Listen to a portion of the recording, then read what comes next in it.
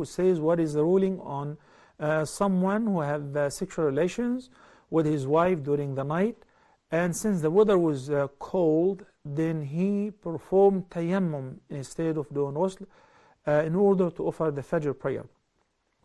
Then he forgot the ghusl of the janaba till the isha prayer. Later on he remembers after the third rak'ah of isha prayer, he then completed the isha prayer.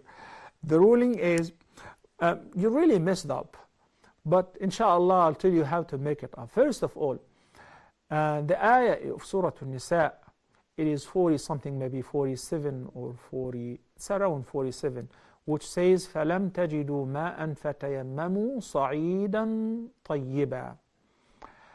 If the person was sick, and if the person was in a journey and did not find water, even in a state of janaba, it is permissible to lift the major impurity by simply performing tayammum, the same way we perform tayammum in order to lift the minor impurity so that we can offer the prayer. So at tayammum, it's 43 actually of Surah An-Nisa.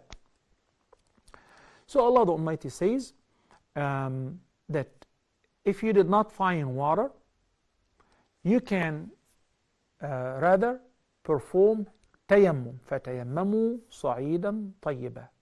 We explained before how to perform tayammum, simply striking by with your hands, both hands, on as-sa'id al-tayyib. As-sa'id al-tayyib is that sand which is, or dirt in the open where there is sunshine and fresh air, so it purifies it. It's tahir.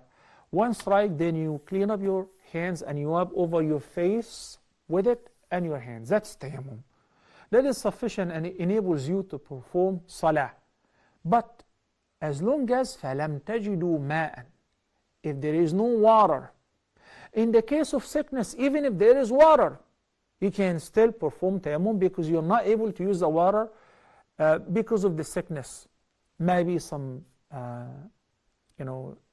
skin disease, so that you cannot wash your body with water at all. In this case, you can resort for tayammum. If the person performed tayammum because there is no water, or the water would extremely cold and he doesn't have the means to warm it up and he's afraid to miss the prayer time, then you can perform tayammum, as narrated in the hadith of Abdullah, the hadith of Amr ibn al-As, may Allah be pleased with him. We have two cases. What if the person, while in the prayer, found water?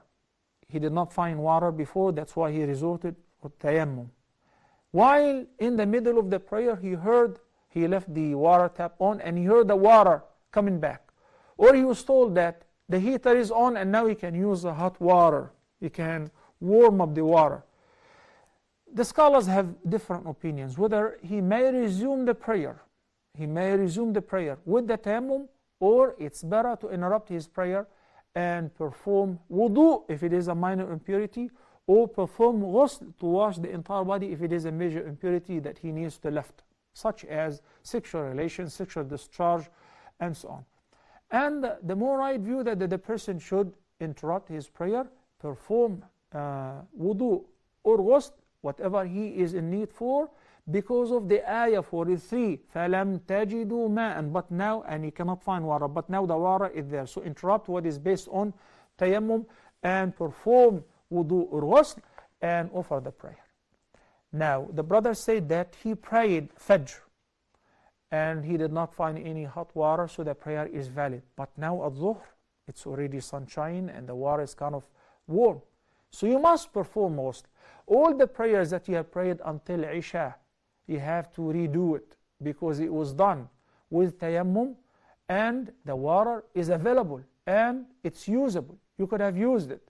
So it is similar to somebody who prayed without tahara. After you remember, even if you remember after the prayer is offered, you have to make it up. Because the Prophet ﷺ said, لا صلاة بغير طهور. There is no valid prayer without the proper tahara.